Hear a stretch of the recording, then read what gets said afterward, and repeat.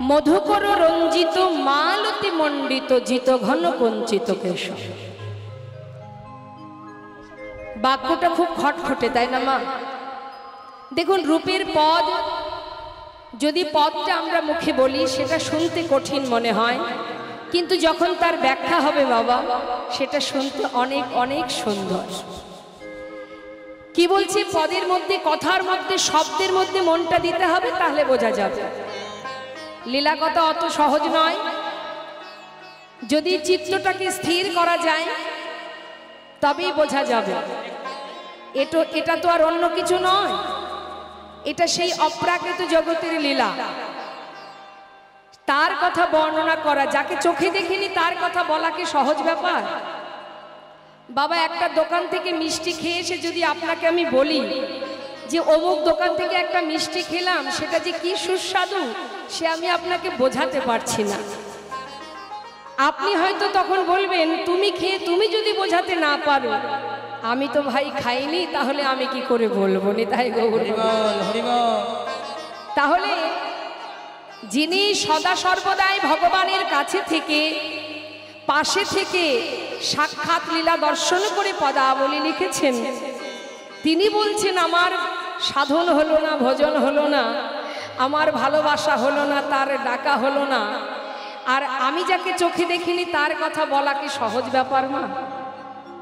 কিন্তু তথাপিও সাধুগুরু বৈষ্ণবের কৃপা হলে অসাধ্য সাধন হয়।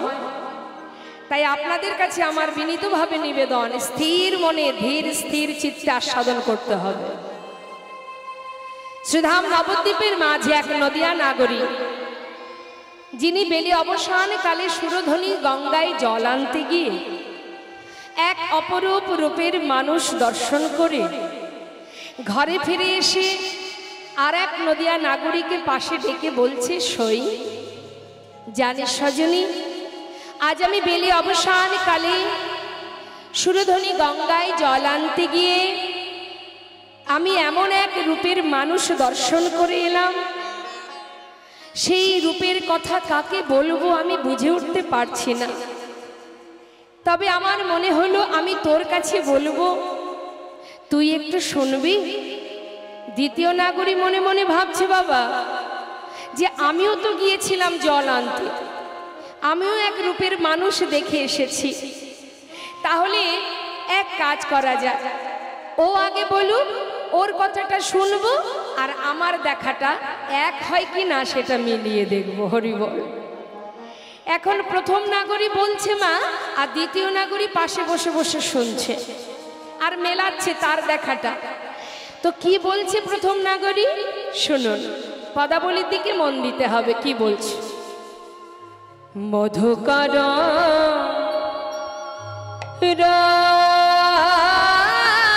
রঞ্জিত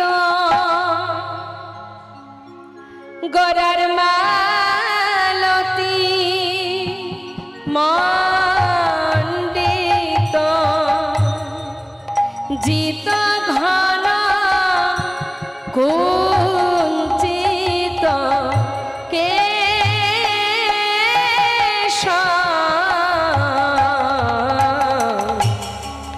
মধুকর রঞ্জিত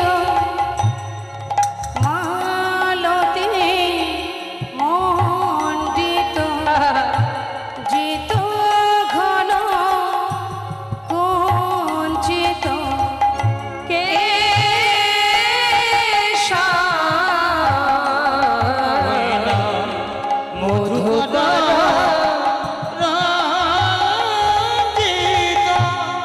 ভাগবতী সাজায়েছে, ভাগবতী তারে সাজায়েছে, কোন ভাগবতী সাজায়েছে,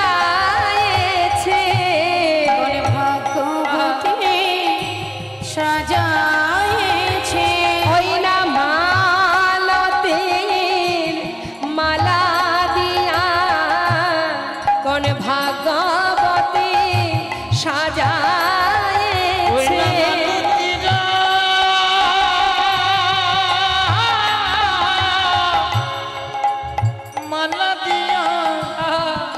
ভাগ্যবতী সাজায় ওই না মালতীর মালা দিয়া আমার গোরা বন মালিকে মালতীর মালা দিয়া গোরা বনা মালিকে মালতীর মালা দিয়া ভাগ্যবতী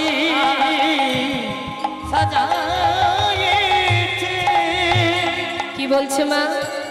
প্রথম নাগরী বলছে, সজনী রে, আমি সুরধ্বনিতে জল আনতে গিয়ে সেই অপরূপ রূপের মানুষটাকে দর্শন করলাম। জানিস সজনী, তার কণ্ঠে একটা ফুলের মালা, একটা মালতী ফুলের মালা, মালার উপরে যে ফুলগুলো আছে, মানে যে ফুলের মালা, সেই ফুলের উপরে মধুকর কাকে বলে বাবা? যারা মধু পান করে, মানে কালো ভ্রমর। এই মৌমাছি অর্থাৎ ভ্রমর, তারা ফুলের উপরে বসে এমনভাবে মধু পান করছে, দেখলে যেন মনে হচ্ছে এটা মালতী ফুলের মালা নয়, মধুকর দ্বারা রঞ্জিত, অর্থাৎ মধুকর দ্বারা গাঁথা এই মালা। সজনী, যখন দেখলাম এক ফুল থেকে উড়ে আর এক ফুলে গিয়ে বসছে, তখন বুঝলাম এটা ভ্রমর দ্বারা রঞ্জিত নয়, মধুকর দ্বারা রঞ্জিত নয়, এটা মালতী ফুলের মালা। হরিবল হরিবল। জিত ঘন কুঞ্চিত কেশ, গৌরহরির মস্তকের যে চাচুর চিকুর কেশ, সেই কুঞ্চিত অর্থাৎ কোচকানো যে কেশ, সেটা তো কালো, চাচুর চিকুর কালো কুঞ্চিত কেশ, সেই কালো কেশকে জয় করেছে এই মধুকর। বললেন জিত ঘন কুঞ্চিত কেশ, তাকে জয় করেছে এই কালো ভ্রমর।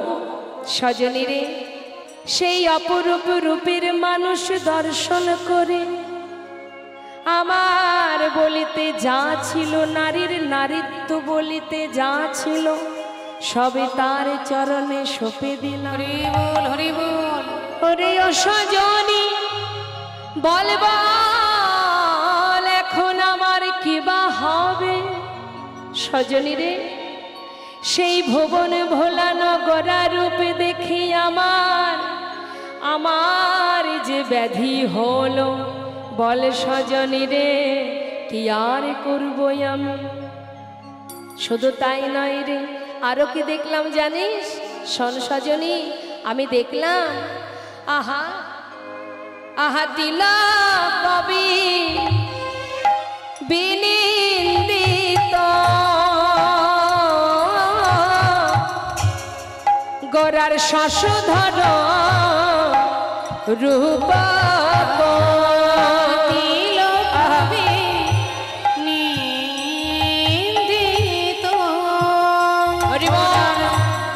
শশধর রূপ ওরে সজনী,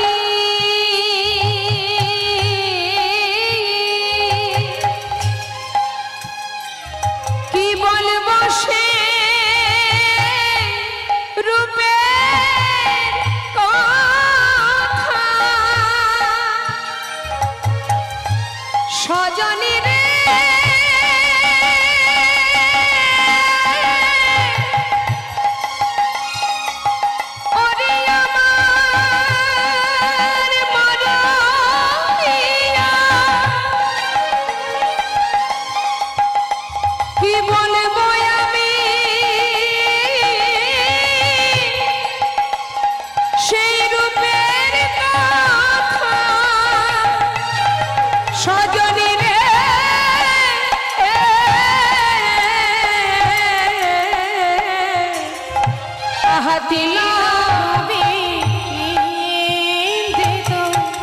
গোরার শশধর রূপ আহা যুবতী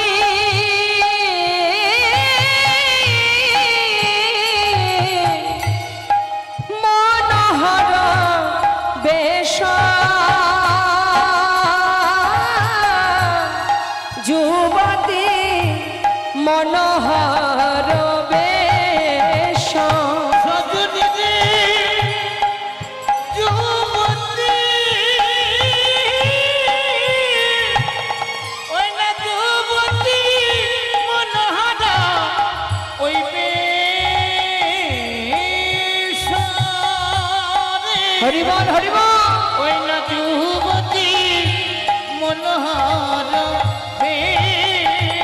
দেখলাম হরিচন্দনে সাজায়েছে, চন্দনে সাজায়েছে, আহা হরি বলা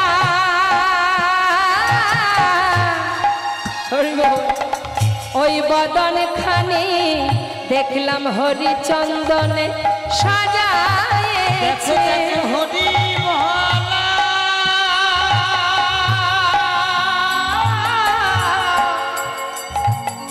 ওই বদন খানি দেখলাম হরি চন্দনে সাজায়েছে। ওই না হরি বলা বদন খানি রাধা কৃষ্ণ একাকৃতি, হরি বলার বদন খানি ও সেই রাসবিলাসের পরিণতি, রাধা কৃষ্ণ একাকৃতি, রাধা হরি বল। একাকৃতি, আহা হরিচন্দনে সাজায়েছে। কথাটা কি বললেন বাবা? তিলক বিনিন্দিত শশধর রূপক, যুবতী মনোহর বেশ, সজনী রে তার ললাটে যে তিলক, তিলকের মাঝখানে যে সুগোল বিন্দু, আর এই যে সুন্দর বদনটা, যেন মনে হচ্ছে একটা পূর্ণ চাঁদের উদয় হয়েছে। শ্রীধাম নবদ্বীপের মাঝে সুরধ্বনি গঙ্গার তীরে যেন মনে হচ্ছে একটা পূর্ণ চাঁদের উদয়, আর যুবতী মনোহর বেশ, অর্থাৎ ওই যে রূপ, ওই রূপ যে দর্শন করেছে সেই তো ভুলেছে। যুবতীর মনোহর সেই রূপ যুবতী জনার মনকে হরণ করে। শুধু কি যুবতী জনার মন হরণ করে বাবা?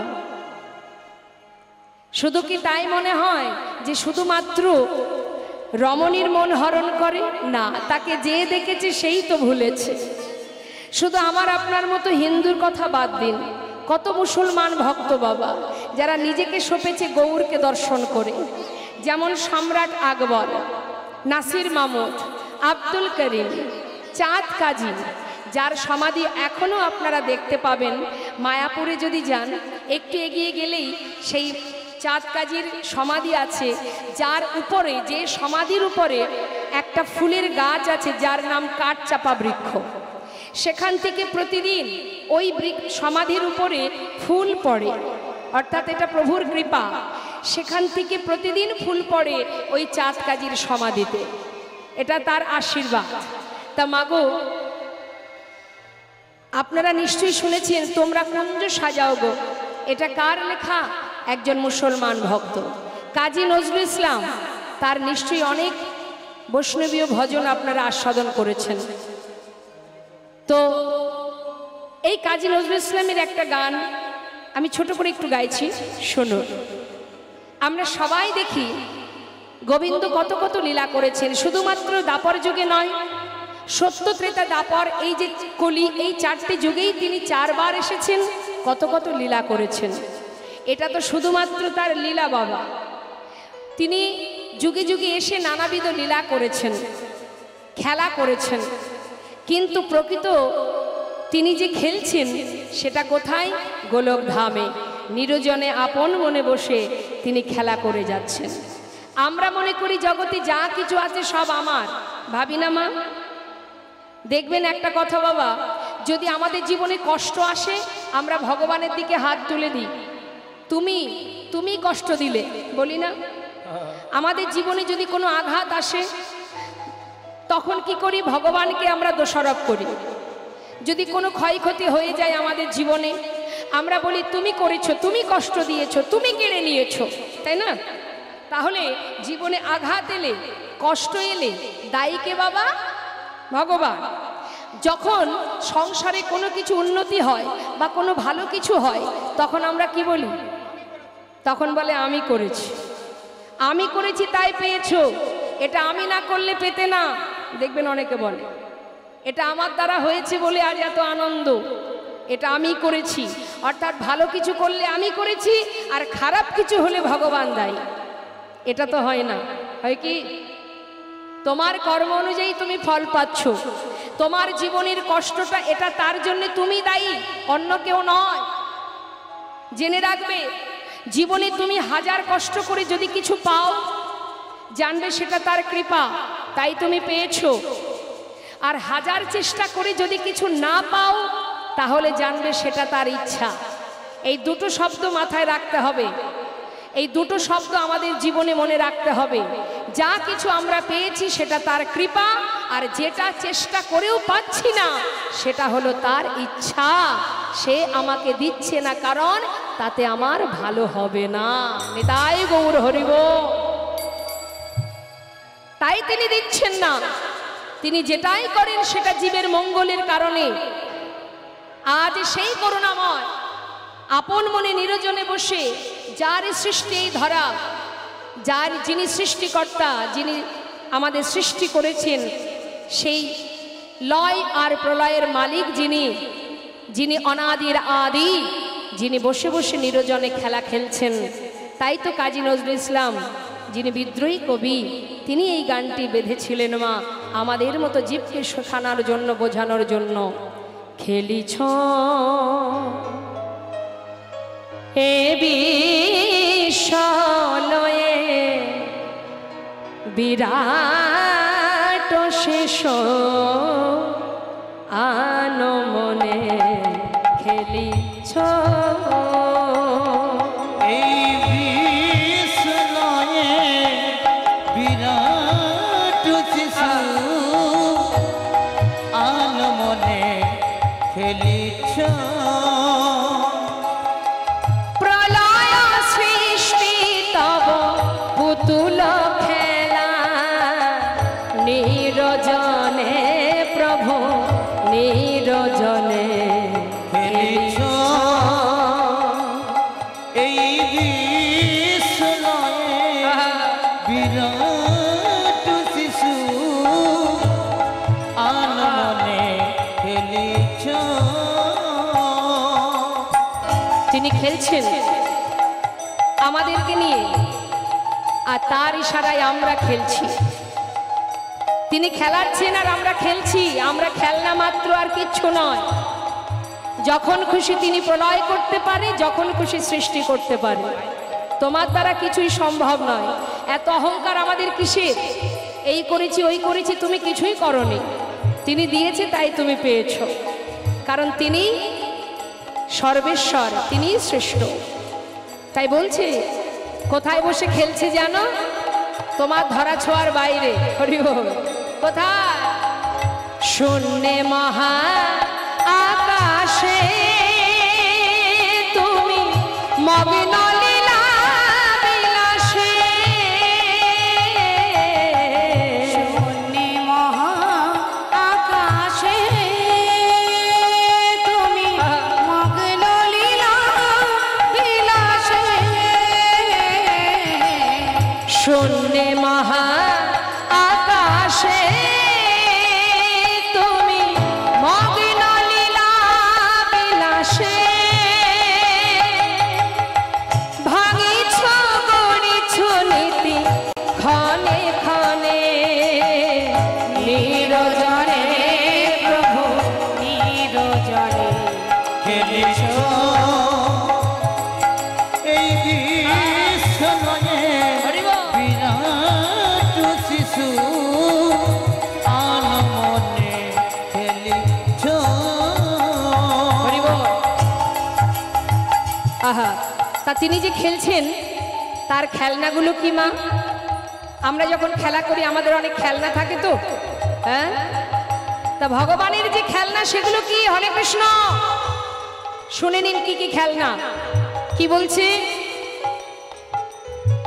তারকার বিশ্বসী খেলনা তব হে উদাসী, পড়িয়া আছে রাঙা পায়ের কাছে রাশি রাশি।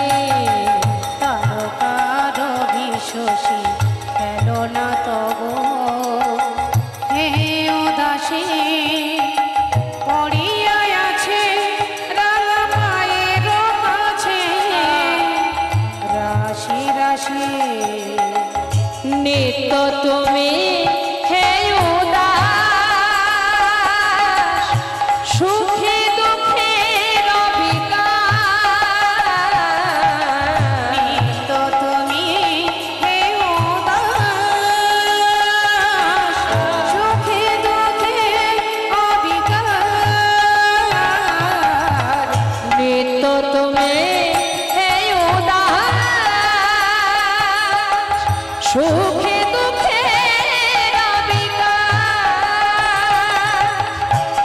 হাসিছ খেলিছ তুমি আপনসনে নিরজনে প্রভু নিরজনে খেলিছ তাই গৌর হরে বল হরে বল।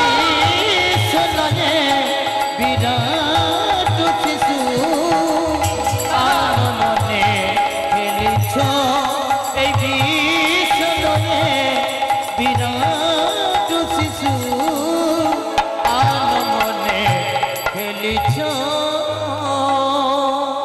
যারা বুঝেছে তারা ঘর ছেড়ে জনমের মতো চলে গেছে, যেমন সরগোস্বামী, জয়রূপ সনাতন ভট্ট রঘুনাথ, শ্রীজীব গোপাল ভট্ট দাস রঘুনাথ।